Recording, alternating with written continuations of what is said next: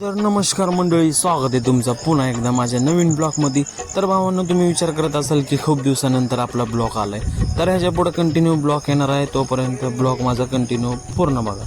तर भावांनो, सकाळ सकाळ उठलो आणि हाजऱ्याला गेलो. आता म्हणलं चहा तरी पिऊ, पण इथं काय एक पण कॅन्टीन सकाळ सकाळ 6 वाजता काय उघडे नव्हती. तर म्हणलं जाऊ द्या, आपला जाऊ मस्तपैकी हाजरीला. हाजऱ्यावर आलो, नंतर काय बघा आरसं दिसलं की मी सोडत नसतो, लगेच दोन बोटं करत असतो. सॉरी. तर इथनं काय परत कोणच नव्हते. तर मग आपले दीपक भैया दिसणारे हाजरीला आलते. म्हणलं खूप दिवस झालं तुझा ब्लॉग काय ये नाही म्हणलं. मी म्हणलं थोडं टेन्शनमध्ये. तेवढंच काय आपलं शक्ती भैया चव्हाण यांचं तर काय विषयच नाही. हे आपले ठेकेदार हे सुमित भैया, तर काय सुमित भैया अगोदर 6 वाजता येऊन बसते गाडीत. नवीन आहे, काय काय टेन्शन नाही. मग काय आपल्या मंडईपाशी मस्त पुरी भाजी वळली आणि सकाळ सकाळ पुरी भाजी खाल्ल्याशिवाय काय आपला दिवस जात नाही. तुम्हाला तर माहिती, स्टोरी आपली असते. मग काय इकडं आपला शुभम भैया मस्त बुलेटचे व्हिडिओ टाकत बसलाला, पोस्ट करत बसलाला, एडिट करत बसलाला. त्याला म्हणलं ब्लॉगमध्ये घेतो बाबा चल.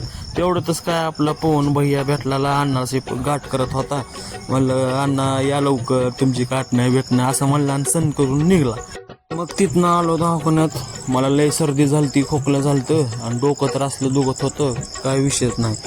तर भाऊन असं ब्लॉग कसं वाटलं तुम्हाला नक्की सांगा. ह्याच्या पुढं आपले कंटिन्यू ब्लॉग येणार आहे. थोडंसं प्रॉब्लेममध्ये होतं म्हणून ब्लॉग काही येत नव्हते, तर ह्याच्या पुढं नक्की येईल. लाईक करा, फॉलो करा, शेअर करा.